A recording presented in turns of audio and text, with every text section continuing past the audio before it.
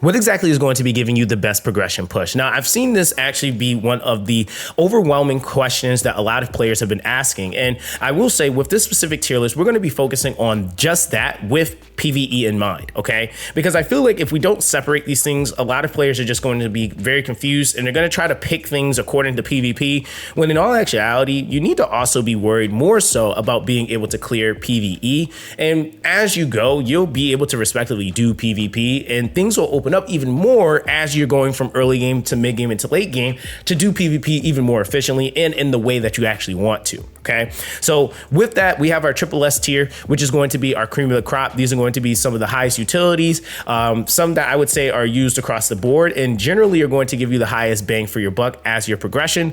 For double S, this is going to be units that are also somewhat good in utility, really good units to slot in as well. They still work and still are capable, just maybe not as nearly as high of utility as the units in triple S.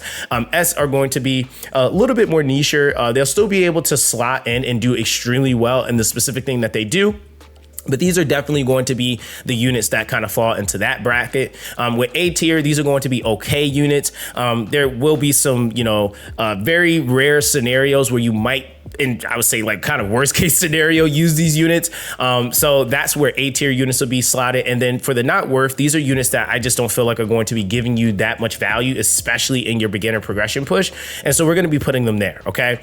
So let's go ahead and let's jump right into it. Now, what we're starting off with first, okay, what's really, really important is obviously units that you can select from the selector, and really just talking about the value of those units and placing them accordingly. Okay.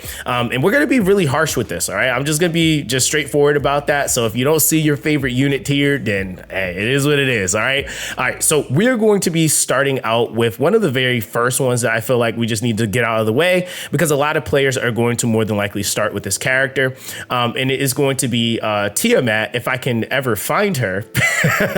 Like, here she is. Okay. So yeah, we're going to go with Tiamat first. Tiamat is easily a triple S unit. Now, why exactly is Tiamat a triple S unit? Well, let's talk about her value really quick. Now, again, this is a unit that has the ability to damage share. She has the ability to also heal over time. She has the ability to shield. She has the ability to also like self-sustain herself. She's going to also be able to transform. She becomes a damage dealer that then allows her to do damage based off of HP that she has lost, and then she's able to restore her own HP. Again, the taunt is also like the icing on top for her, so it gives her some utility. They'll also work for the stripping of the damage reduction in things like Doki Doki, and then on top of that, she just works really, really well as a tank. One of the things that I feel like a lot of players had experienced this beta, they didn't have anyone to fill the tank role, right? So they were taking a lot of unnecessary damage. They didn't have anyone helping reduce that damage. So yeah, they were filling it, right? Now, of course, with that, yeah, that's basically going to be my placement for Tiamat. I think it's pretty straightforward. Leon is another character. I'm going to be placing her for progression in triple S. I mean, again, one of the biggest mistakes that I feel like a lot of players have made in this beta was they actually were resetting Leon. Now, granted, if you had a viable choice to build up for DPS, then sure. But I feel like this also kind of put people in certain spots where they're like, oh man, I don't have anyone that's good for Terramatan. That was like one of the main pieces of content. A lot of players were coming in and was like, oh man, like I reset my Leon and I don't have anybody now for Terramatan. Avoid doing that, because Leon is actually a good character. I don't know like what it is, like why it is, why people like, why players are like, oh, we just got to restart her. I mean, no, she's really good. She's just like, she hits so hard. She does a lot of things really, really well in this game. The full turn meter rotation. She has the ability to self-sustain herself. Even her skill up investment is really, really solid. Her speed is in her skill 3, which is one of the main skills that you need to actually invest in. So you get a lot of value out of Leon. So easily a triple S unit, in my opinion. And granted, she's not a selector unit, but this is a character that every single player is going to be able to get. So I just want to make sure I put that out there. All right, so next unit we're going to be putting up there that I feel like is really insane for progression is going to be Hellkid. Hellkid is definitely a triple S unit for me, because Hellkid utility is really high. Hellkid is going to be easy to build, so he's just attack scaling. The other thing is too, he gives you shield with immunity, and then on top of that, he's also going to be able to give you an AoE AoE attack break, which means you're taking less damage. The other thing is too is that he's able to reinforce his own shield. So Hellkid is actually still really, really solid, even from the selector choice to be able to start out with. And I think that that's one of the things with units like him. He's able to supplement your source of like sustain because he does offer so much shield, especially the more that you build into him. I think that that's the other thing too, is that he only goes up as you start to push. It is not hard. It's like simple things like, okay, more skill attack, or, you know, more skill investment or more attack on him.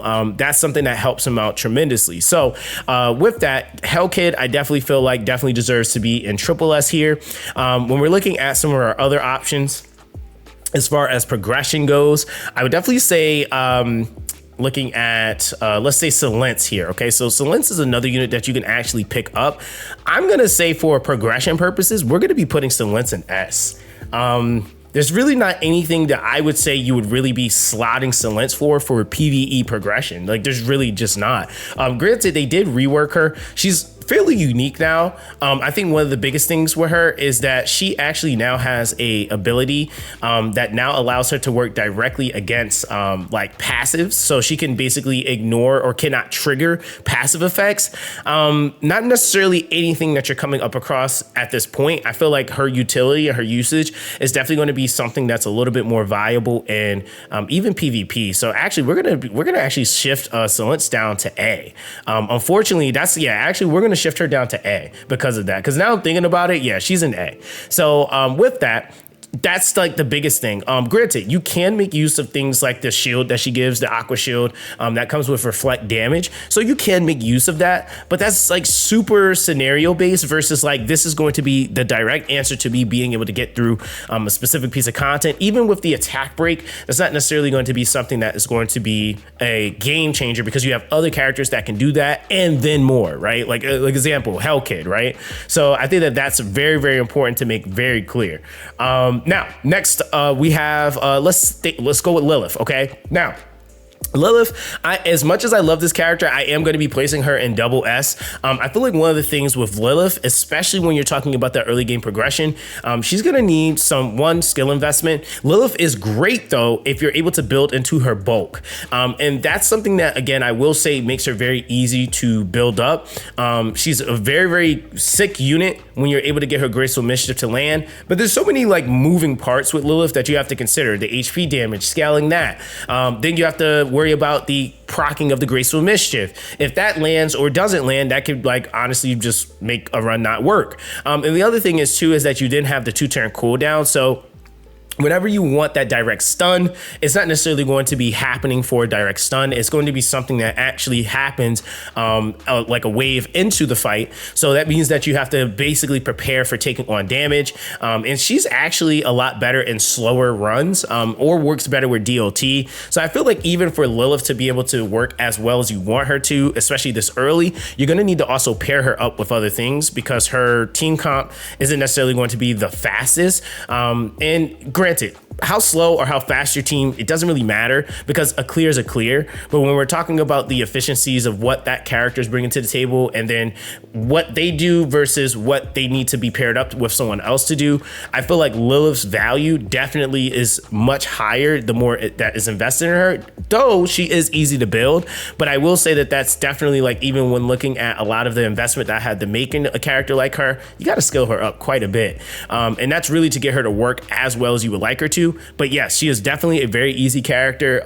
Absolutely insane with the pushback. Like her abilities can work really well. So I just feel like, again, when we're talking about cream of the crop, Lilith is a good unit, but she's not necessarily the top. Okay, so I just want to say that, and this is as somebody that absolutely loves this character. Okay, so I just want to make that very, very clear. Now, with that being said, next up we have let's talk about let's go Born. Okay, so Born is another character. I'm gonna actually place him in double S as well, because I feel like with Born, one of the biggest things for that early game progression push, even working yourself into end game, is I feel like, yes, he can rip stuff apart in the early game, like in some of those super early things that you do, but I feel like that's kind of the case for a lot of units, right? What you start to notice as you start to push and progress with Born, he's gonna start needing some help, right?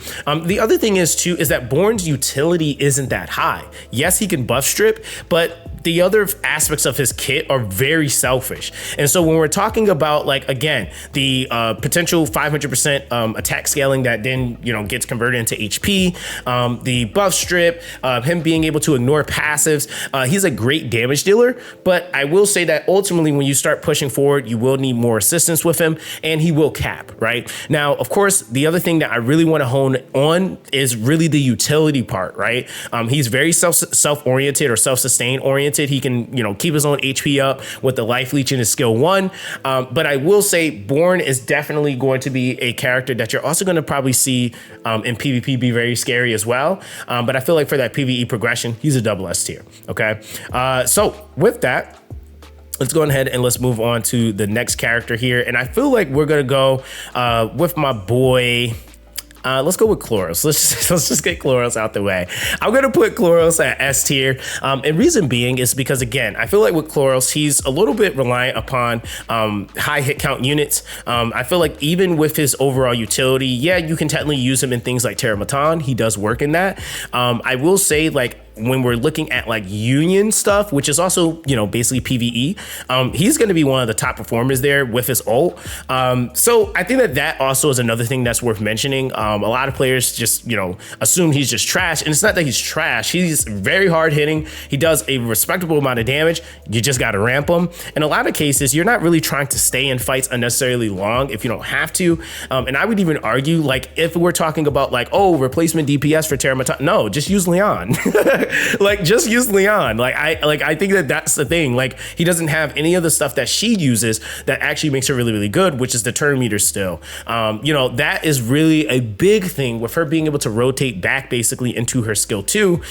You know, you would have to basically say proc his ult and then be able to get that to go off, and then hope that you get enough hits in time for him to be able to ult to get more hits in. And that's just a little bit of rolling the dice or really trying to set up a team to do that, versus like Leon just works. If she has the 30%, like say your skill is all the way leveled up, she's just gonna do it, right?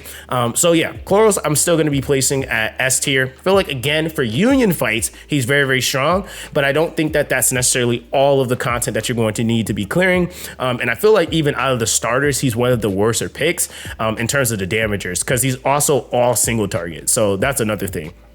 Now, with that, okay, we're going to be looking at, let's go Rahu. Okay, so Rahu's another unit. I'm going to be putting him in double S as well. Rahu's one that I feel like does give you a fair amount of value and utility. He's really, really solid, very easy to build. He's a defense scaler. He has a built-in defense up buff, and that's something that actually inherently for him is a form of it's like his version of attack up, but because he's defense scaling, his defense being scaled more increases his damage. Now, the other thing with Rahu is Rahu actually does have a fair amount of utility. He actually is able to transfer debuffs. He's able to also increase his defense, and then he has a built-in defense break in his skill 1. Now, in order to really get him to work, which I would argue with some of these units, you will have to consider that anyway. You will have to build him on things like Bramble. The defense set is really, really solid on him, obviously for obvious reasons for his damage scaling. But I definitely will say, like, for the most part, one of the best things that he's really bringing to the table is the fact that is basically able to help with that defensive layering of your team. And then he's actually a damage dealer, so he can technically cleave. I think Rahu is a solid choice. Again, is he the best choice? Not necessarily. I feel like he's a solid choice from the beginner selector. He can help you in things like Doki Doki. I feel like he will, depending on what you get, like say he's your main source of damage, it will be a much slower run. So just want to give that forewarning. But I will say that nonetheless, Rahu is actually a really, really solid unit. He does have really solid utility. And really the main thing I would say that kind of dwindles him a little bit, like if his S1 was able to AoE defense break, he'd be insane. And that's just kind of one of the things with the skill 1. You got to kind of build it, you know, to where like if you use Bramble and you get hit, then you'll be able to defense break a little bit more often. But outside of that, yeah, Rahu is really, really solid. Now, next up from the beginner units that you can basically pick up, we have Ramoka. We're putting Ramoka triple S, okay? Now, I've been saying this from the very beginning. Ramoka is basically a more direct version of Lilith. And this is the reason why, like, I originally, like, when we first started doing these tier lists, Lilith was actually in triple S because at that time we didn't have other units. And yes, she was very viable for what it was worth. But Ramoka just blows up Doki Doki. She can do Terramatan. She's great for damage. I mean, the other thing is too, the built-in stun also helps her if she doesn't finish a target. The splash damage is huge because it really endorses wave 1 clearing. And this is something that I feel like was what really drew me into playing through with her, was that she actually is going to be emphasizing the said thing that you really need to be doing, which is Doki Doki. She can still help you with Terramatan. So if you are using, say, the Leon and you have like a Ramoka, you still are going to be progressing in Terramatan. If you're using Ramoka and then you have other said things, you can still do Doki Doki, right? And even when you shift into Aurora, which, I mean, respectively so, yes, she's actually disadvantaged, you'll have other options that will still be able to make up for the Aurora. So I feel like the main two things that you really need to be focused on, Ramoka is absolutely great at that. And yeah, her damage is just nuts, right? And granted, she is purely like a damage dealer, but for what it's worth and the content that you need to be doing, she's one of the best at it. And so that's just one thing I just want to kind of point out there. Even for those that are trying to do much faster clears, Ramoka is going to be really good at it, right? So I just want to put that out there. So yeah, we're putting her up there.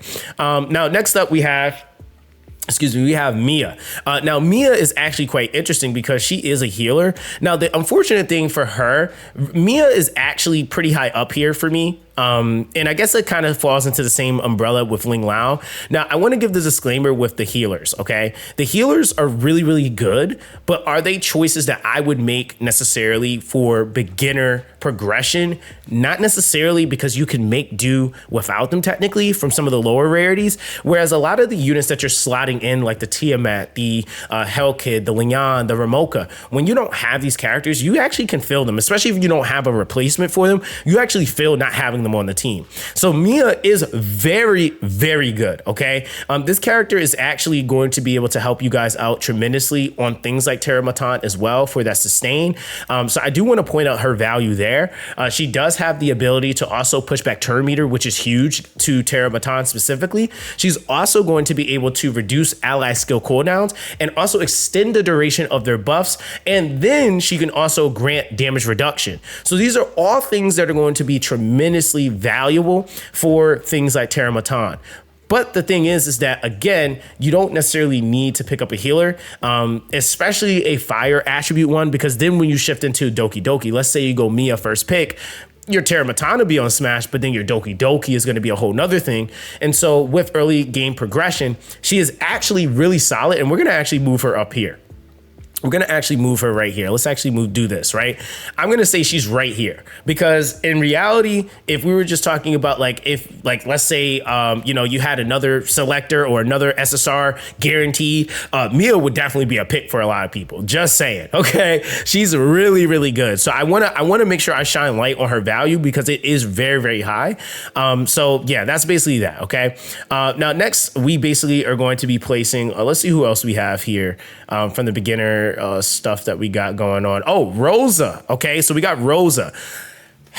Man, and some people are not going to like this, but it's okay because I got to do it. I'm going to put Rosa in terms of like beginner progression. I'm putting her in S tier. I feel like the thing with Rosa is definitely a unit that you need to build, and you need to build a team around her. And this was one of the debates that we kind of had in the stream. There's a lot of people like, oh, she's really good, which yes, she absolutely is. But if you're going to be building her, there were some things that we agreed upon that are minimum in order to get her to work, which means, like, for example, if you want Rosa, which I am doing a playthrough with Rosa, so I can speak to this, from experience. If you want Rosa to work optimally, you need to make sure you're building your team with crit. Now, how much is how much is crit being emphasized on your team? You'll notice more than not, you're really not building a vast majority of your units on your team for crit in the first place. Most of them are going to be some sort of bulk, affect accuracy, or speed, right? And so when you're trying to build into things like Rosa, this is also going to be kind of diverting you off of that beaten path of just making things as simple as possible. So I feel like, yes, Rosa is definitely way better than Chloros when you're able to build her up. Rosa is going to be cream of the crop when we're talking about in-game investment, mid-game into in-game. Like, she's cream of the crop. So this is why I'm actually placing her down here. Do not confuse this. Don't go around the community talking about Zox put her in. Listen to the context as to why, okay? Because somebody gonna be like, oh, he put her in S tier. She's not S tier. No, she is very much S tier when we're talking about your early game into mid-game progression. She is not a user-friendly unit. You really have to be conscious of what you're doing, how you're building her team, and you have to invest in her skill up wise. Otherwise, you're really not getting enough output. And I would even argue in the early game, you really have to be super conscious of who you're investing in, and you get more investment spread from investing in the things that are going to give you the most utility overall for future content versus I'm just trying to build this one unit and let me build my entire account around this one unit, right? And that's something that you can do much later, but in the early game, that's not really some advice that I would necessarily give, okay? So that's just that, okay? Now, with that being said, just her value, again, really insane follow-up character. Her ult has she has pushback into skill 1. She's really a good damage dealer, but I will say again, that's going to come much later, right? Next up, we have Biotin. Biotin's easily triple S. I think a lot of people are finding how good Biotin is. Now, like I mentioned before, Biotin has never been bad, right? So I think there's that. But the things that she does, she's actually a unit that I could wholeheartedly say that you could also pick up in the beginning and you would still be able to clear a lot of content. Now, she's giving you an attack up, she's giving you a crit damage up, and she's also the only unit in the game that's also able to full team resurrect. Now, the other thing is too, is that her Underworld Flower buff doesn't just come with the ability to resurrect, but it also will continuously stack on top of itself, giving you a damage reduction. Okay, so this is something that is absolutely insane. It can stack up to 5 times, which means you can get a 30% damage reduction from Biotin. So there are going to be some comps where you will see her in everything. You will see her in Terramatan, 1000%. You're going to see her in some Doki Doki teams, 100%. And you'll also see her in some Aurora teams, 1000%. So that's the thing that is like, one of the things that I really feel like gives her a ton of value is not that she's not a healer. She's actually a buffer, a damage buffer to be specific, and a resurrector, right? So she's able to bring back your entire team. She offers, like I said, the damage reduction. And then on top of that, you also are going to be able to get some turn meter push from her, which is great because it's the ally with the lowest turn meter, which typically would be your damage dealer. So she's able to help further assist moving them along. So yeah, Biotin is really, really good. And so yeah, we're going to be placing her there. Now from here, okay, let's actually talk about something that I know a lot of players, they haven't been talking about this unit at all. It's Close, okay? Close is another character I'm placing in Triple S, okay? I had to actually reevaluate this character specifically because one of the things was Freya obviously has come into the game. And I think that was like, okay, well, Freya, easy replacement. Not necessarily, because here's why. And this is one of the reasons as to why I said that a lot of these characters are still so unique and bring their own values to the game. Here's why Close is going to be insane for this game, okay? Close is going to be one of the very few units which a lot of people were looking for options. Well, if I don't have Dinah for damage amp, who can I use? Close. She is offering you a defense break, but then she also has a unique ability called Hacking Progress. Now, Hacking Progress will increase with each stack the damage that the opponent is taking by 5%. Then it will also decrease the damage that they deal by 10% or reduce it by 10%. And then she also reduces their speed by 4% and it stacks up to 3 times. Now, the other thing is too, is that when you hit max stacks with this character, it will evolve into an ability called Hacking, and Hacking is basically a debuff that cannot be purified. So let's just state that part. It cannot be purified, and it will increase the damage taken by that person by 25%, decreases the damage they deal by 40%, and then also reduces their speed by 20%. And then it comes with a 60% defense break. Come on, man.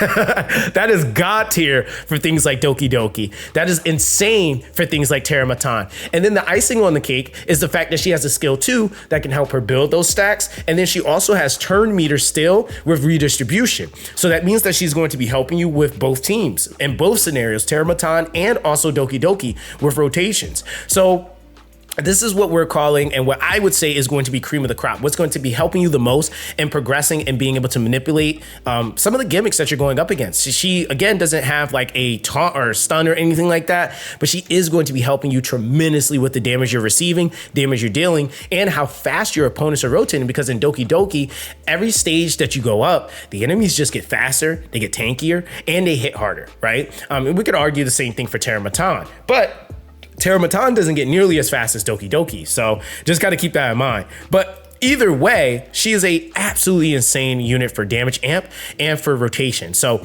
I gotta just give it to her. She definitely is a high in value character for progression pushing. And I think one of the characters that, I was like feeling like I wasn't really too sure, but after being able to see her up against a Freya and their differences and variations in their utility, she holds her own weight, right? So that's one thing I want to make very clear. Now with that, we have Shia. Okay, Shia, we're going to be placing in, man, I'd say for Shia, dude, I feel like, and it sucks because I feel like the thing with Shia is when you get into Aurora, she's going to be great, but for PVE progression, I think overall, I'm going to be placing her in S. I'm gonna be placing Shia in S. And it's not because she's necessarily a bad damage dealer. I think the thing is that when you're just talking about the usefulness or need of using her, she does have a defense break, which I guess is a really, really, good thing for a damage dealer to have. The other thing is that she has the ability to increase her attack and crit damage. And then she also is going to be able to increase per buff that she receives. She's going to also be able to fully evolve her Soul Flames. And that Soul Flames is going to be able to increase how much nuking potential she has. But I think that Shia faces the same thing that I feel like I want a lot of newer players to avoid: characters that require like insane investment. So later on, Shia is going to be nuts. When you could fully build her and you could really get the most out of her skill 3, she's going to be insane. Shia can absolutely nuke AoE team comps off of the planet. But I don't feel like that's necessarily going to be very constructive to a progression push. You're trying to work your way up. You don't have the best of gear. Now, this is a character that in reality, I mean, what's making her any different than, say, Leon? And I would even argue because of Leon's rotation, the self-sustained component, that actually would make her better in a lot of the situations that you'll end up in versus going straight up with Shia, right? So I feel like this is just like, again, one of those things that you're going to come across, and you have to make those conscious decisions when those things come up, right? All right, guys, so moving on, we have a few more SSRs to actually place. We're going to be placing Ling Lao. Triple S, I think, is very obvious in terms of her utility, her value. Again, one of the highest healing output units in the game. You do get her for free on day 7. Again, she's bringing you immunity. She's bringing you dispelling. She's going to also bring you a heal over time. This is a absolutely insane healing powerhouse. And the other thing is too, she actually can work in all 3 dungeons, which is pretty insane where you're talking about your module drops. She's definitely going to be a unit that you slot in for that extra sustain and just raw healing output. I would say her value is just there from the beginning all the way until the end. So yeah, Ling Lao easily gets placed in Triple S. Next up, we have Veronica. Okay. Veronica, I feel like this is a unit I'm going to be actually placing at the end of Double S, and like borderline at Double S and S for me. And here's why. Because Veronica actually does have the ability to do something that you will need much later. And that just all kind of depends on like how fast you're moving. But she is able to buff steal. Okay. So that's something that's really, really important when we're talking about AI and how they work in the application. She uses her buff steal first. One of the things though that I would say can be a weird thing to work with or operate with her is her Soul Ward. Her Soul Ward is an ability that actually will make it to where your HP won't drop below 1 HP. And so this is a death prevention ability. Now, the thing is that in a scenario where you're trying to have her rotate faster, this is going to be a thing that you have to kind of think about like tuning wise, and it makes it a little bit more complex, I guess, in that sense, trying to use her. Like if you have her rotating first, which she will need to strip like the buffs, then you then have to factor like, well, if your other characters are moving quicker, then they only get a turn of that Soul Ward. So if they go and then they're rotating after her, that means that if the enemies haven't gone yet and the enemies are about to go, yeah, now you have no Soul Ward buff. So that's like one of those weird instances where that can kind of present itself. And the other thing that also can happen as well is really not something that's like so bad, but there's also a chance that she won't spread the buffs, and there's also a chance that she won't steal it, right? So with that being the case, it makes it to where if you don't get the buff still in the skill 3, it could be unreliable, right? Like that could actually ruin your run. And so that's something that I think that's like, unlike characters like Heinrich, where Heinrich can actually do it no matter what ability he's using, as long as he's basically doing damage. It's really honestly relying upon her skill 3. Is there ways for you to tune that to get more chances? Yeah, you'll be able to use things like Codex of Magic later on, but this early in your progression, that's not really going to be at your disposal. And so that's why I'm not comfortably putting her into triple S, because she does have some pretty solid utility. The death prevention, she's able to grant shield as well, and then of course she has the ability to also buff still and spread, so that's very strong. But I think that because of those things super early in your progression, you're going to notice she's not going to work how you really want her to. So that's just that. Now next up we have Freya. Freya's easily triple S. Again, very different than close. Okay, I'm going to say this because people are comparing the two. They are not the same. All right, they are not the same. They do their jobs respectively different, and their scalings are different even. So when you're looking at Freya, she's a lot different than close because she fixates on more of just like overall value, versus close I feel like is definitely leaning more into the overall debuffing aspect of everything. When you look at Freya, she's going to have the Dreamweave ability, which can purify, which close can do, or can't do, sorry.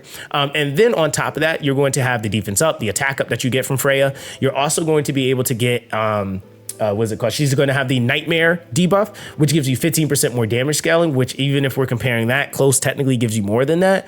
And then on top of that, you can get the Life Leech from it. So you can restore your HP based off of damage that's dealt. So that ends up being high value, right? And then the most important thing is the turn meter push. As long as you're receiving buffs, she's receiving buffs, or debuffing the opponents is doubled in value. But if any of her allies are receiving buffs or debuffing enemies, the enemies will get pushed back, and they will get pushed forward. So that's something that, again, is unique to her, high value. It's going to work in a lot of content, if not almost all of it. So yeah, got to give her credit where it is due. And then let's see, do we have anyone else here? Oh, we have Tsukiyomi. I'm going to be placing Tsukiyomi in double S, and I'm actually going to be placing her somewhere towards the front. Now here's why, okay? Because one of the things that you'll notice that you're going to need tremendously at this point in the game is skill cooldowns, okay? And this is something that you're not going to have a lot of, especially on your SSRs. So Tsukiyomi is going to be a very, very solid unit for that. Not only that, she's actually very tanky. And so with that being the case, she's a defense scaling like tank. She has the ability to silence, and she can also help you with your movement. So she gives an attack up and speed up buff. She will increase one target on your teams or on your party's turn meter by 100%. And then she can also increase her own by 35%. So she's great for movement. The other thing is too, she can AoE silence. And then she also has the opportunity of reducing all skill cooldowns of all allies by 1 turn, which is the biggest thing that I really would say separated her for, being a double S to being just a S, because I feel like, again, this early, and even as you work your account up, cooldowns are going to be massive. All right. So yeah, had to place her here. Now, with that, let's see who else we have. I think that's all of our RGB units that are SSRs. So let's actually go now and let's place our light darks. First up is Heinrich. Heinrich is easily triple S. I think the thing with Heinrich that's really hard to deny is his ability to buff strip, right? I think that that's one of the best things about him. He also can prevent buffs from coming into the opponents. And then he also can scale how often you crit and how much crit damage you're doing to an opponent. It is just extremely invaluable stuff that he's bringing to the table. The other thing is too, is that with Heinrich and how he works, he is going to be a character that is actually not that hard to build, because the biggest thing with him is speed and effect accuracy. And as long as he's doing those things, and he's able to move and rotate, he's going to do his job. And so he falls more into sub DPS like later on as well. Once you get some of the better gear pieces, you'll really be able to stack on some of the damage that you might want. But most importantly, he needs to be going first. Very, very strong character, I would say, across the board. And because of his neutrality, where he just works in most content because he's a dark attribute or disorder attribute, that also gives him even more value, right? So yeah, great character, even if you get him, especially if you get him super, super early. Now from here, we have Shadow Sania. Shadow Sania, unfortunately, borderline A in the early game for me, just because I feel like like even if you get her early, even with the placement we're going with just S, the one thing that kind of holds Sania back is that she needs to be built into a team for Dot, and or if you decide to build her early, you got to like make a conscious decision of not investing in the other things you have on your account so you can build her up, and that's not worth because she does nothing else other than Dot. Even her debuff extension is Dot. Now, granted, Dot is extremely powerful in this game. It is. When it works, it works. And I mean, it even will rival some of the hardest hitting units in the entire game. But I think that with Dot, it is a very high investment and it is not going to come cheap. So with that being the case, I feel like if not even just investing in Sania, you also need to pair her up with another daughter, which is taking up another slot on your team comp. So that's the reason why we're not actually going to, I would even say I'm not really going to be pushing for her to be any higher than S tier, because I really feel like she's just not a good progression pusher. She's just not going to really be that great for that. Can you make it work? Yes, but you're not really investing in any of the other options that you have on your account at that point. And I think that that's going to hurt your progression more than anything. Now, next up, we have Doki Doki. Doki Doki, again, I think is going to be easily in the top tier. I mean, it's undeniable when we're talking about being able to purify debuffs. I think the biggest thing is reduction on your cooldowns. That's another thing that she's able to really do that gives you, I mean, honestly, a lot of value. And then the other thing is the turn meter push that she gives. So I think like when you're talking about like rotator, cooldowns, the things that you will need the most at this point in the game, she does all of it. So that she has also her own unique buff, which will increase speed and damage dealt. You just can't deny the value, man. It's all there. So yeah, Doki Doki's easily a triple S unit. Now, when we're looking at our next one here, we have Lily. Lily is also triple S, right? I think that that's something that is very, very straightforward in terms of how she is able to help amplify literally anyone that she's paired with. I think that that's the crazy part about Lily is she works with anyone she's paired with. So the thing with Lily is that she has the twin trick ability, which is basically going to increase that holder's turn meter by 30%. But she can only grant that to herself and one other ally. So just, kind of keep that in mind.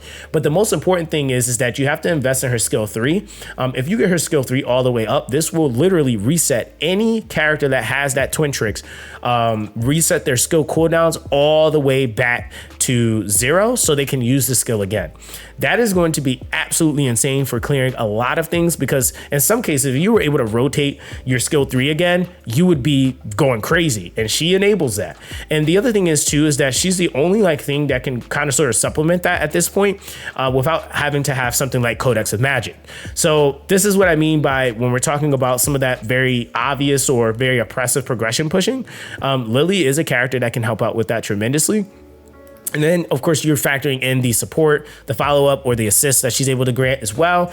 She can give a crit damage up buff, which is also really, really huge. She also grants a speed up buff, which helps you with the rotation. So she's great, man. I mean, in terms of buffing, damage amping, she's great. Yeah, got to give her flowers where it is due. Okay. So from there, I think that is all of the triple S's. Oh, nope, we're missing one. Sorry, I said triple S's. These are going to be our, and I meant SSRs, not triple S's. But Messiah, okay? This one is always rough, and I know somebody's gonna feel away, but here's why. I'm putting Messiah. Messiah can work. Messiah absolutely can work, but I feel like as far as early game progression, you got to actually build up your Messiah, man. A lot of the times, I felt like this was also a big issue we were having with Messiah, was that he was actually causing a lot of people to reset him, and then they would reset their Leon, and then they would run into issues where they literally had no options for that attribute when attribute exclusive content came. And then they also were running into issues where their Terramatan wasn't working properly. So I feel like that's one thing that you have to really think about consciously. He is a triple S character if he's fully built, but do I think he's a early game progression character? Not necessarily a character I would recommend. I would still recommend Leon over a Messiah any day. And it's just simply because there are things that you need to complete. I will say, even with like the application of damage dealers and who's more of a necessity than not, you could go without a Messiah. You absolutely could go without a Messiah. The difference is, even the argument between him and Leon, like literally, there's really no reason I would actually pick Messiah over Leon, especially because of the fact that if you're going Messiah, then that means that you also have something else paired up with him. So a lot of the times when I would see like somebody going with Messiah, they have like a Lily, or they got a Doki Doki, or they had to have something else to pair up with him for that to be justified. Because other than that, the Messiah is not going to outperform how fast a Leon can do something in terms of her rotation, being able to nuke and doing crazy amounts of damage, and you still being able to fulfill a lot of the early game progression stuff that you need to do. I will say that Messiah, though, is still extremely strong. Yes, he can still hit just as hard if he is built properly. And I would even argue, if you can get him to a point where he's doing content, where he's wave clearing, he's getting kills, you're going to see insane amount of value in things like the Phantom Train, for example. You're going to see insane value in there because he's able to kill. So he's going to have like 5 turns of invincibility. But in a lot of these contents where he's not really being able to take advantage of that invincibility, I feel like it's actually wasting a portion of his kit. So I'm going to put him here in double S right now at the forefront of it. But I will say, again, if you do decide to build him, I think that it is a little bit more of a risk in comparison to building and just continuing to use your Leon. She just works. But it's absolutely something you could do, but I wouldn't really advise it, especially if you just want to keep things as smooth sailing as possible. So that's just my opinion, though. Always love to know what you guys think about that, right? So with that being the case, now I think that is every SSR that we basically have in the game that can be placed. We unfortunately can't place Hoyan right now, but that's every SSR. So I'll stop right here for a second. Hold on, let me take a picture. Okay, there you go. All right, so now let's get into these SRs. We got a lot of work to do. And so, yeah, let's go ahead and let's get into these SRs. All right, so let's go ahead and let's rip the Band-Aid off. We're going to start with Dinah. Dinah's easily triple S, no ifs, ands, and buts. I think that you have seen her be in a lot of content, not necessarily attribute disadvantage, but you will see her be utilized the most just because of her ability to damage amp with her debuffs. Again, directly being the one unit that's able to defense break, proc vulnerability, which is an increase of damage by 30%, and then the erosion debuff, which is also going to allow that attacker to deal true damage equal to 60% of their attack. And then they also get a 10% turn meter push, is massive. She's able to damage boost a ton, and then she also has a turn meter still in her skill 1. Dinah is undeniably one of the best damage debuffers in the game, okay? Period. Like, it just is what it is. Now, next up, let's actually place Gray. Gray gets slept on tremendously, and I don't know why, but everybody is now seeing who's at in game. Gray. You are using Gray in your Doki Doki. You can use them in your Terramatan. The dude is great. I mean, the thing that makes Gray so ridiculous, and I'm telling everybody this is why, it's the lack of having to cool down his ability. If he's using his skill 2, which his AI will do, it automatically grants him an extra turn. And so with that being the case, you instantly will go from, oh, I just crit rate buff my entire party, to, oh, now I just AoE defense break the enemy team, and he's working on his cooldowns on both abilities. So he's a 2-in-1 special in my opinion, and he's really, really solid for that. And I think that on top of that, Gray can also be built for damage, which a lot of people were just realizing as well with this beta, that he could be built for damage. And that's something that actually makes him extremely powerful, because if you are lacking, he can also kind of supplement some of that damage you might be missing and help you with clearing some of your waves quicker. So yeah, Gray easily is a triple S SR in the game. So yeah, we're gonna be placing him up there. Another one, Kraken, okay? Kraken is triple S. We don't even have to go into the logistics of everything, but let me just tell you this. Those that didn't have Kraken knew they didn't have Kraken. The biggest thing with Kraken is the CC freeze with the pushback. And even in areas where the CC freeze doesn't work, the pushback is still extremely strong, right? Now, the thing is, too, that also is nice, is kind of like the icing on the cake with Kraken, is the fact that he also has the defense break in the skill 1, but the 35% meter push, man, is insane. It is absolutely insane. And that's going to help you in a lot of areas in the game, and definitely in the most important dungeon you need to be doing, Doki Doki, right? Now, from here, let's actually talk about, and I want to just get him out the way because I know a lot of players are like, yo, what about Marvel? Now, this is a character that I feel like is potentially going to get nerfed. I literally do. Marvel is triple S. He works in everything. And it's not even an exaggeration. He literally can do every single dungeon.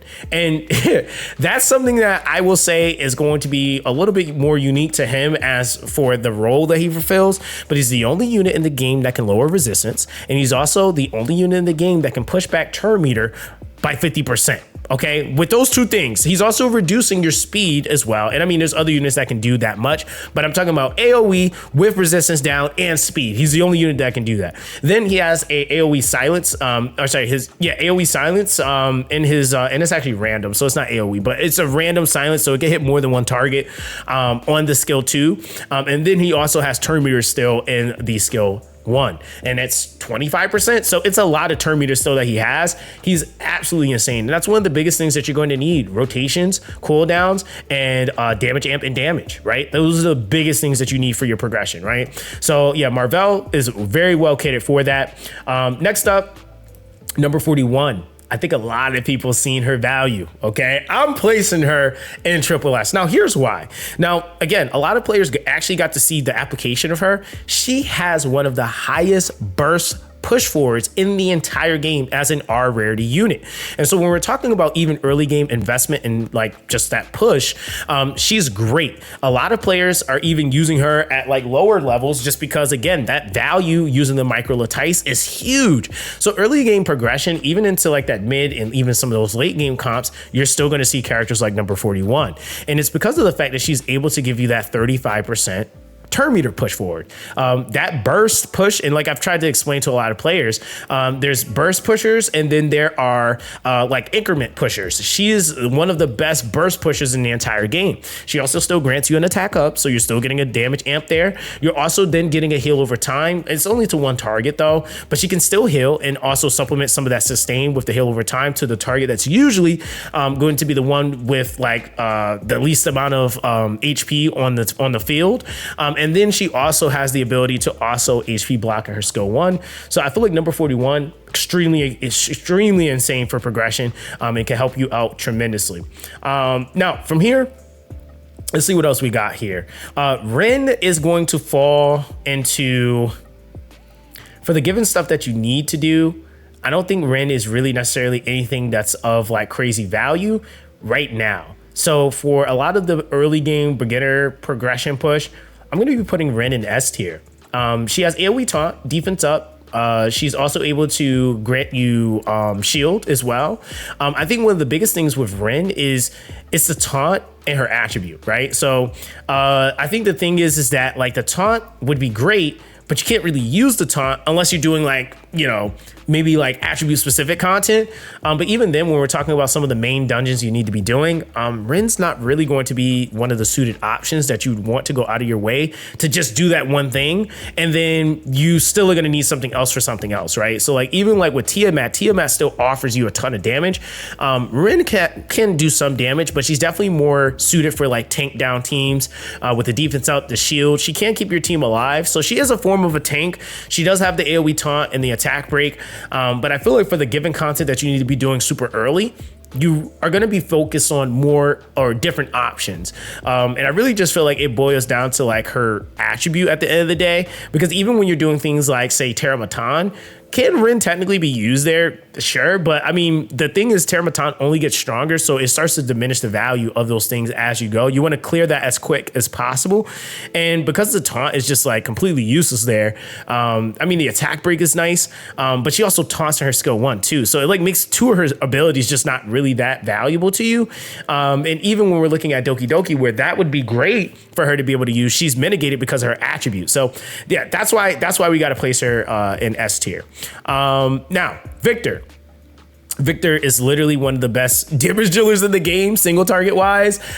Easily triple S. I mean, there's no debating that. I think even when we're talking about the scaling and the progressive nature of him, he's really not a hard unit to necessarily build. I will say he does need somewhat decent gear, but not like super crazy for you to like be able to use him. The biggest thing with him is that he's also very self-sustained oriented, which is why I would even recommend him over some other dealer, single target damage dealers, because he's able to self-sustain himself very well. Now he has a passive that will increase how much damage he can deal and also decrease how much damage he takes based off of how much HP he loses. So the more HP he loses, the more damage he deals and the less damage he actually takes. And then because he's able to also grant and generate and convert shield, that's something that actually makes it very potent at being able to keep himself alive. And then his skill 1 also is able to recover HP. So he's able to just do a lot on his own as a single target damage dealer, even though his kit is very selfish, is very self-sufficient. And because of him being attribute neutral, it allows him to be able to be slotted in, and he just always is going to be doing his peak damage. And so that's just kind of like what it is for Victor. Victor's very good. Now, next up, we actually are going to be placing, let's see here, we're going to go Kazuyo. All right. Kazuyo, I'm also going to be placing in double S. And here's why. She is another option. Okay. So let's say you aren't lucky enough to get Tsukiyomi, right? And you still are like, man, if only I had a cooldown unit or somebody to help me with cooldowns. Kazuyo can help with that as well. So Kazuyo is going to be able to reduce your skill cooldowns for all allies by 1 turn, and then she will apply, and this is at max, a 3 turn of speed up. Okay, so Kazuyo is going to be another character that will be able to be utilized for that very specific thing. And so I think that with that being the case, this is going to be extremely high value for your overall progression. Okay, so just, you know, noting that, I think that that's really, again, important to note for her and Tsukiyomi. That cooldown is going to make a world of a difference. Let me even shift her over here. That's going to make a world of a difference in whether or not you can clear something. I'm telling you guys right now, especially because you're not going to have on hand skill up Latices or perfect Latices or evolution Latices for every single unit. So that is going to be huge. All right. Now, if we're looking at some of the other options here, Sania easily is a character that I would say is more than likely going to be a triple S for a lot of players. The thing that she's going to be bringing, low investment. She's able to resurrect. She has really solid healing. The one thing that makes her really insane, especially if you pair her up with characters like Tiamat, is the fact that she's able to increase HP capacity. So that ends up being like a very busted thing. I think it's called like all powerful protection. That's something that ends up being huge. They did reduce it. It was 3 stacks originally, but now it's only 2. But you can get up to 40% more HP, and it cannot be dispelled. So that's a big buff. That's a big buff. So yeah, we are going to be putting her in triple S for sure. Very solid, and she can also purify as well. So I will say that very great sustainer. Valerian, we're going to be placing Valerian in triple S. Now, why is Valerian going into triple S? Because she's going to be giving you some of the things that you absolutely need at this point in the game. Now, 2 of which are going to be obviously sustain, right? I think that's the biggest thing. She can grant you a heal over time, and then she also can grant you shield. So this is where her Hazy Dream buff kind of comes into play. She's basically going to be able to grant shield equal to 12% of her max HP for 2 turns and something called a basic buff effect. And this is basically going to be probably one of the best things about her is that she will grant you a buff that you don't have. So the basic buff effect, like for example, has attack up, defense up, crit rate, and speed up. But let's say you have defense up, crit rate, and speed, she'll then grant you the attack up. Or let's say you have crit rate and speed, she'll give you either attack or defense. So that's something that is huge. Now, the other thing is too, is that when an ally is about to die, she will actually, she'll actually be healed for 20% of her max HP, and then Hazy Dream will end. So that's something that is actually like really huge as well. And then the other thing is too, is that she's able to redistribute HP among her allies. So if you have somebody with a ton of HP, she's able to redistribute it. And then because she has the heal over time proc, she's able to then help you with restoring it over time. So she's great. The other thing is too, she can sleep in her skill 1. Valerian is also neutral in terms terms of her attribute. So she can be slotted in as a healer or support for a lot of the team comps that you're going to be trying to fixate and do. Because she offers that shield, that's a great replacement if you don't have like the Hell Kids or, you know, like, or the Tiamat. Like she can actually work really, really well in replacement of them for that specific thing, right? So just wanted to note that. Now, next up here, let's see who else we have. We have, let's go with Kachi, right? I want to talk about base Kachi. Now, base Kachi gets slept on quite a bit. I'm actually going to be putting him in double S for progression. Because the main thing is that with base Kachi, he's actually like a baby version of what's his name, Kraken, right? He's just red. So Kachi gets slept on quite a bit because he CCs 35% turn meter pushback in his skill 3, and he also has a 35% chance to stun. He has turn meter push forward. He can grant a attack up buff, and then also, this is another thing, he can reduce the cooldown of all Animus skills by 1 turn, right? So this is something that is huge for a character like him. And this is, again, like, people are missing these characters because they're thinking that, oh, well, you know, these other characters do this. And it's like, well, no, when you're working your way up, they gave you a character that literally has that built in, and that's going to help you out tremendously, right? Now, of course, with that, he also has a skill 1 that also has turn meter pushback. And guess how much his turn meter pushback is? It's 30%. So that's even more than Marvel, by the way, right? Granted, not as much in the skill 3, but it's 5% more in the skill 1, and then he has a decent amount in the skill 3 with a stun. So that's why the pushback isn't nearly as much, because Marvel's pushback is just the reduction of res and then a full send pushback, right? But yeah, I think it's worth noting that Kachi's really, really good. And so I don't want anyone to think that he's not, and just kind of sleeping on that character. So that's worth mentioning. Now, of course, from here, we have a few more that we're going to be placing. Let's see who we're going to place next. Let's actually go with Kazuyo. Kazuyo is another character that I think is going to help out tremendously.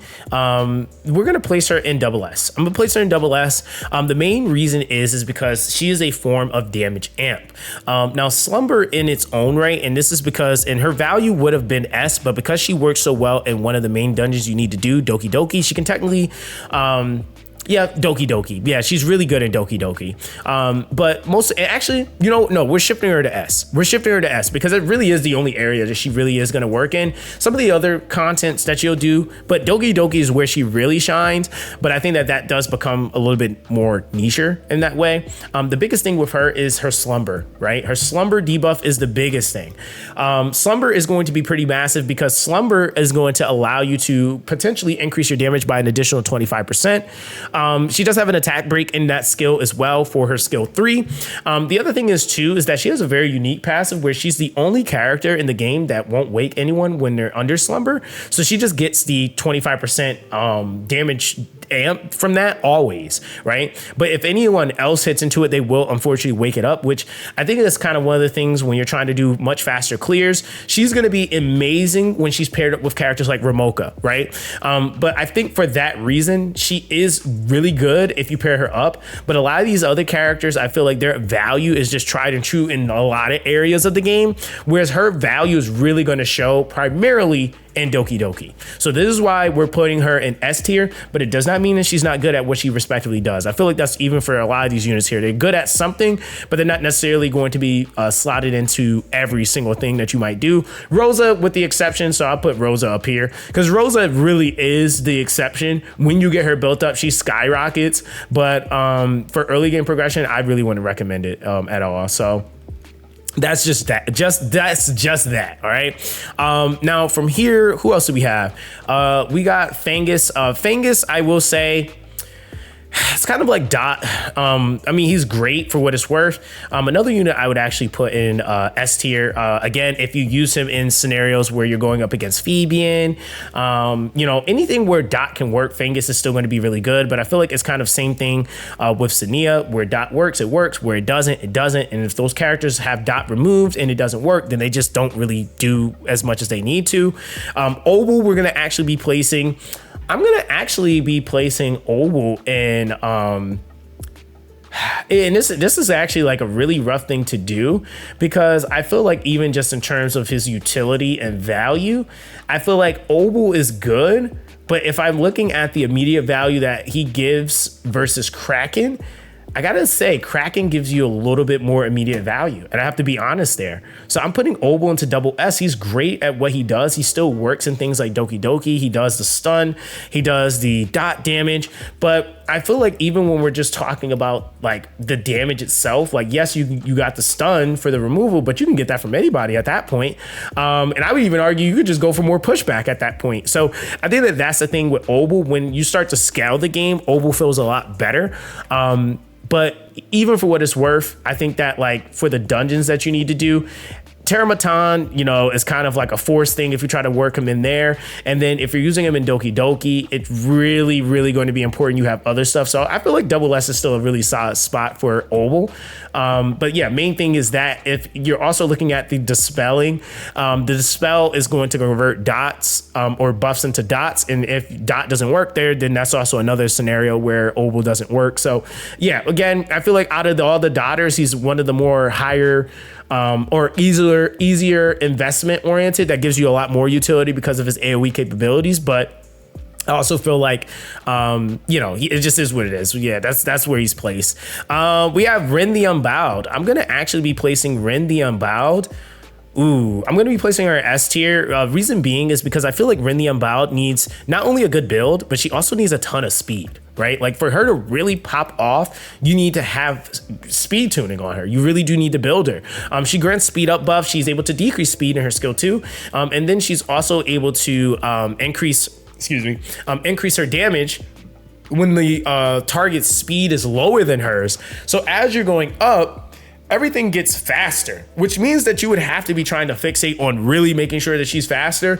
And that might be a little bit harder to do, especially for a damage dealer, especially when you start really, really pushing a lot of content. And in the early game, you're just not going to have good speed. Like that just is what it is. Even your pets, you're not going to have crazy rolls on your speed, right? Like you're not going to have max invested pets on day 3 for a lot of people. They're going to be still rocking out, trying to get their uniques that they might want to start, or sorry, their epics that they might want to start using. So I think like, you know, even for what it's worth, she will scale the game kind of very similar to Ren, but, or sorry, not Ren, Rosa, but not immediate value in the very beginning of the game. Let's see here. We have the Ting.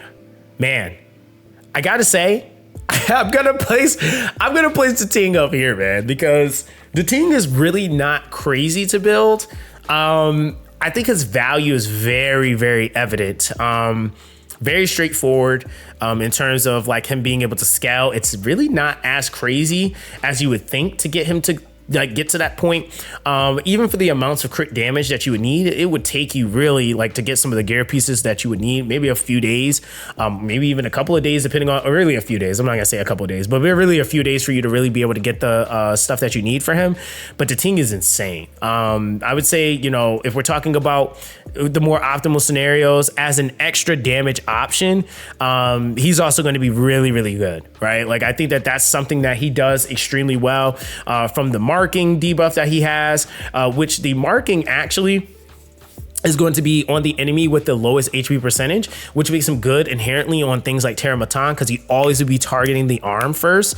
And then he's able to convert his crit that's excess into crit damage. And then he also has vulnerability that he can proc on his own, so it will scale damage that opponent's able to take by 30%. And then on top of that, he's able to, when attacking a marked target, he performs an extra attack with his rapid fire, which is going to be increasing the damage inherently. So it's like, it's crazy how his kit actually works. I feel like the Ting is really, really good. And the only unit I would say that kind of remotely felt like between him and Victor, direct replacement for Ho-Yan, since she's not currently in the game, against things like Terramatan and stuff like that. So yeah, I gotta say, the Ting is definitely up there. Very, again, cheap to build, even in terms of like the skill up investment, and he's also a dark unit. So that's huge. That's absolutely huge. Now, all right, we got a few more here that we got to get through. So let's get into it. We got RC77. RC77 for what it's worth, I think that a lot of the things that you're doing this early, he does fall into a little bit of a S tier right now. I think that as the game starts to open up, obviously shifting when you start to look into like things like PvP, RC77 will offer a lot more value. I feel like he offers a ton of value in Aurora, but that kind of falls into the predicament with a lot of these units that I have in S tier. They kind of do that one thing really, really well. So RC77, again, defense break, he has the ability or the chance to stun. AoE attack break as well. Like, this dude has quite a bit of utility. He can extend debuffs. He also has the opportunity to push back turn meter, and then he also has the accuracy up buff that he's also able to grant as well. So his utility, I really honestly feel like it's more than anything. A lot of players just don't realize how good he is. So you know what? I'm shifting him to double S because his utility is actually very, very, very high. But I just think it's like he's borderline S and double S, and a lot of players just haven't really realized how good RC77 is. And he can help out tremendously with some of that initial stuff. Not really so effective in Doki Doki as you're working up, but definitely you can get some value out of him with the defense break, the attack down. And then of course with the turn meter still, that's still going to be something that can help you out tremendously. And because you can also extend debuffs, that's something else that could also be worked into some setups as well. So feel like that's still worth mentioning. Now from here, we have Sutomo. Sutomo, I am going to be placing in. I'm going to be placing him in double S, or sorry, in S. Sutomo buff steal is great, but unfortunately, it doesn't work that well on AI because it always uses his skill 3 first. And so, with that being the case, it does allow you to proc the wound and buff block from him. But if he was able to buff steal first, it would actually make him one of the best in slots for things like Terramatan, for example. Still can use him in things like Doki Doki. He can still nuke there. You will have to have him paired up with a really solid team to make that run quicker, but he will be like obviously single target damaging the entire time. But with that being the case, I think that he is still a very solid unit. He's able to crit against units automatically if they have debuffs. So yeah, Sutomo is really, really solid. We have Chiaki the Echo. I still am going to be placing Chiaki the Echo fairly high.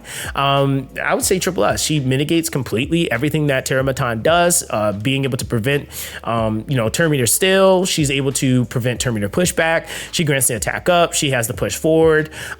She's really, really solid. I would even say that even going into things like, say, for example, Doki Doki, she still works there because of her attribute as well for that turn meter option.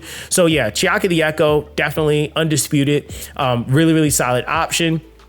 Now we have regular Chiaki. Regular Chiaki, I actually will be placing here in double S. I feel like she's great for that Terramatan. Like, I don't have, sustain.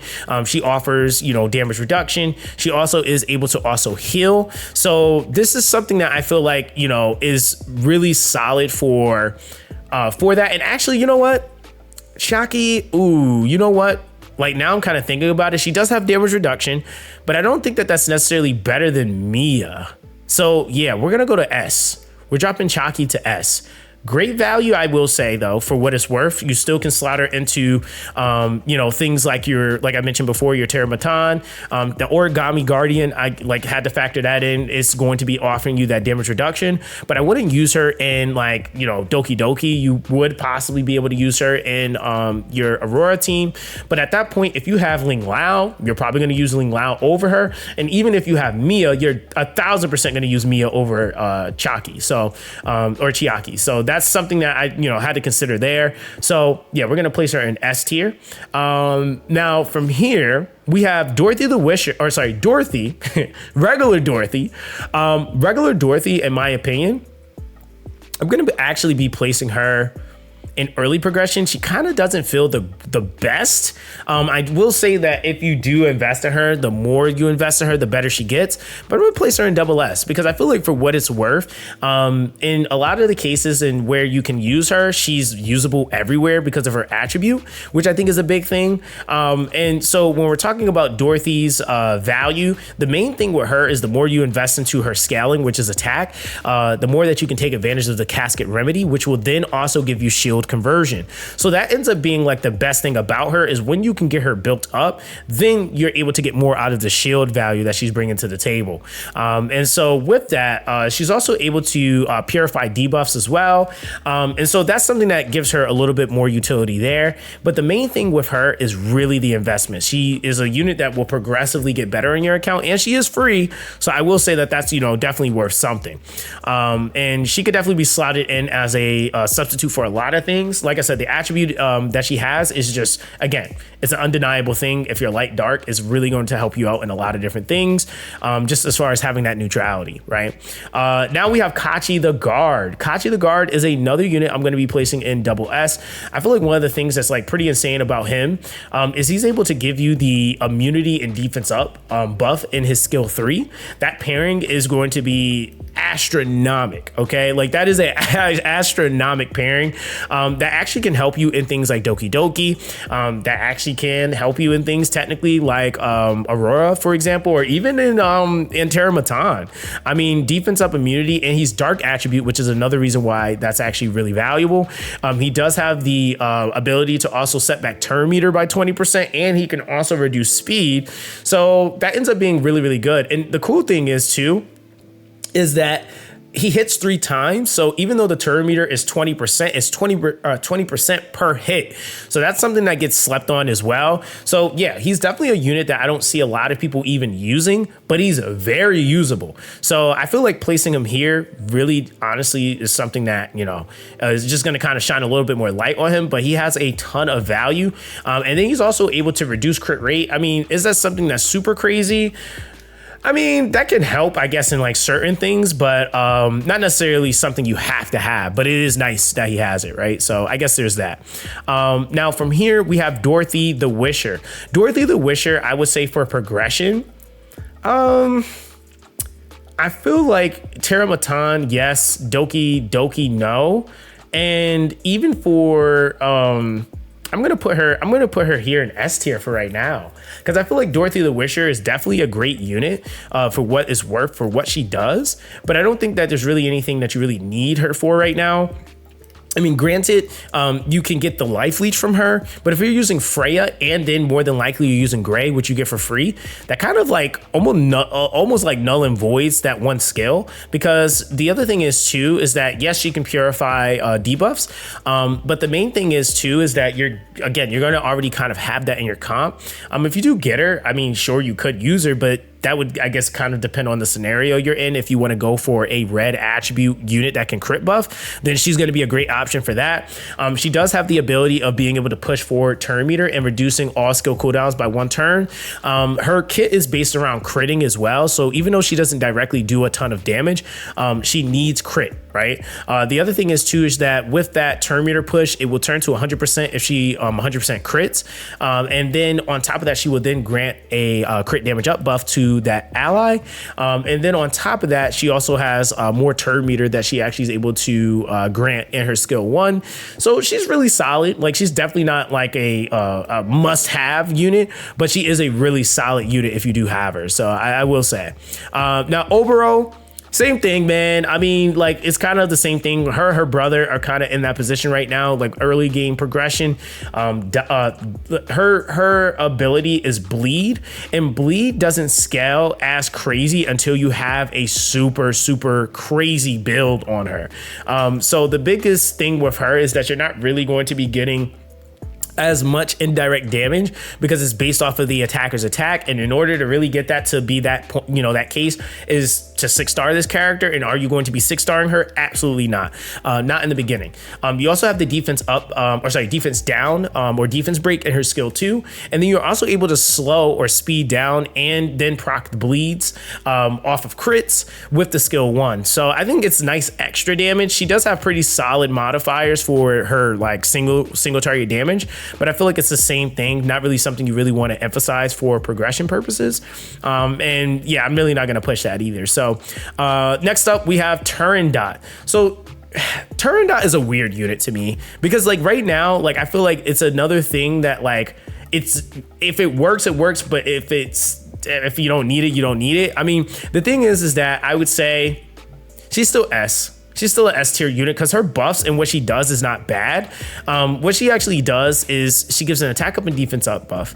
Then her skill 2 has the chance to decrease turn meter, but also a chance to dispel buffs. Now, this is one of the problems that a lot of the dispellers have in the game, is that they don't dispel first, they buff first, then dispel. In a lot of scenarios, in order for you to clear content efficiently, you want to dispel first, then buff. So she would actually have much higher value if she actually dispelled first and then buffed. But if you're talking about like autoing and things of that nature, she's actually going to be a unit that is going to defense up buff and attack up buff and then dispel, so she does it second. Now she has the opportunity to also increase her accuracy in her skill 1 as well, so her chances of being able to dispel are pretty fair.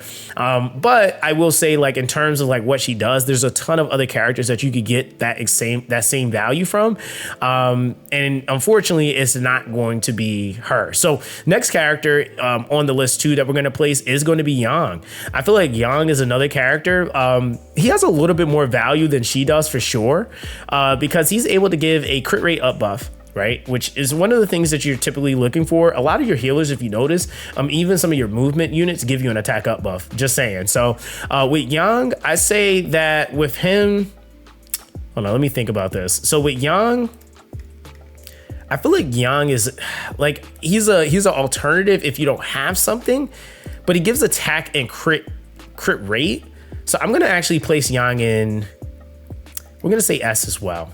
I'm going to say Yang in S as well, because the biggest thing with him is this kind of the same issue, is the buffing first, attack up crit rate, and then you go into the dispel chance with the skill 3. So it's like, with that, granted, is he going to be useful early game? Sure. But as you start to progress, he is going to be a character that you might alternate out or you might not use as often. So I think that that's like one thing to consider. He could also reduce turn meter with his skill 1. So I feel like Yang being an S tier is pretty fair. But yeah, everybody else is fine for right now. Now, some of the other characters, we're coming to the end here. We're going to actually be placing, I'm going to place Ashu in S. I feel like for what it's worth, Ashu can work where he works. The dot is one thing, again, where dot works, it works. But the biggest thing with him is the AoE silence. I think that that's the biggest thing that you're getting, because that forces skill 1s to be used. Where are you going to get the most value out of that? Doki Doki. Easily. Doki Doki is going to be one of the top areas that you get the most utility from that. You have the speed down in the skill 1 as well, but I definitely would say the biggest utility that he's bringing to the table is going to be the silence and Doki Doki, and in areas where you can wave clear, where silence can work. But I would say for like PVE, like dungeons, it's definitely going to be Doki Doki. So yeah, I'd say S tier is pretty solid for him. From here we have let's see, we got Viper. So Viper is actually, like early game, Viper doesn't feel too great, just because you have to actually like build him properly for him to be able to buff strip. Like he also is like kind of relying upon his allies getting hit. So I will say with Viper, I'm going to actually place him as one of your potential buff strippers. As an option early game, you don't necessarily need him. So I'm going to place him S tier for right now. But once you start working up and you get into mid game, into end game, Viper becomes a lot more valuable. Viper definitely becomes a lot more valuable, because even when you're talking about like the chance of him being able to dispel, he's one of the very few units that actually will skill 3 first, which is his dispel chance. He has an attack down and speed down as well. And actually, you know what? We're going to shift him up because of that. We're going double S with Viper, because even because of the AI, I would actually say you have more of a chance of getting a successful run with a Viper first than you would like some of the other characters, because they just simply don't do it. I mean, if you're going to manual, sure, but on auto, you have a much higher chance with him. The other thing is too, he does come with a damage reduction. Like I'm not going to sleep on Viper. He comes with a damage reduction when you're getting critted. The other thing is too, is that when allies, basically get take a crit hit, it also increases his chances of counterattacking. And he also can silence with his skill 1. So yeah, let me not sleep on Viper. We're gonna place him there in double S, and I'm pretty confident in that, because he really does have a lot of value. I just don't think a lot of people have gotten to the point of building him or knowing how they want to build him. So I will say that's something I'll probably focus on in another video series. But yeah, Viper is really, really good. Now for the last portion of the tiering, we're gonna make this fairly simple, because I feel like with a lot of these characters, they're not really going to be worth investing, in my opinion, just because like they're not going to last you long. Even for the early game progression, I still am trying to recommend characters that will be utilized from your early game all the way up and through into your late game. Vice is another one. So Sybil Vice, we're going to be placing in the not worth. We have Andrew Aegis, which I feel like technically you could use Andrew for some things, but are you going to go out of your way with like some of your early game resources to do that? Not necessarily. And then of course for the other Andrew, I would say is also not worth. So when we go to like some of the reassessments and some of the shifts that I would say I would make here, I definitely would shift down Chloros here, just because again, I feel like, you know, he would definitely be ahead of Silence. For what it's worth, he is going to be a damage dealer that you will definitely invest in and maybe build a little bit later for like unions, PvP, things of that nature. But because we're focused on the PvE nature of the game, and even just the application and like utility that you get, is a fairly selfish unit, like, right? I think that that's like one of the biggest things. Like when you're looking at the value of that character, he's pretty selfish in that regard. Now for some of the other ones, I feel like they do offer you something else to apply to your party or are somewhat more useful. So I still feel like they will still fall into either S and moving up. I feel like all these units that are in triple S are absolutely going to be astronomic progression pushers in this game. And everybody else just kind of works their way in between. Now I will say Messiah is one of the characters I was just kind of toying with a little bit as I was making this list. I feel like he can, and he is technically a triple S if you decide to do a reset, and you get him really, really early. You want to try to push him, but it just wouldn't be cohesive to your progression. So I feel like again, he would be at like the end of triple S going into double S. I feel like again, for what it's worth, he can work, right? It is not stating that he can't, but is he actually like great for progressing with the given things that you need to do? I personally don't think so. If you especially aren't lucky enough to also get some other options, I don't really feel like it's justifiable to slot in Messiah over Leon and the utility that she has, which I feel like is more catered and kitted for progression. So I will shift him up just because again, he is able to match a lot of the value, but I will be very, very, very, very vocal on the fact that I don't feel like he's more valuable than Leon, especially for the fact that she's attached to the hyperlink charter. And for what it's worth, she actually is really good at what she does. So that's just going to be my take on this, guys. I'm always, happy to know what you guys think. That's going to be that though. Everyone stay blessed, and I'll catch you guys in the next one.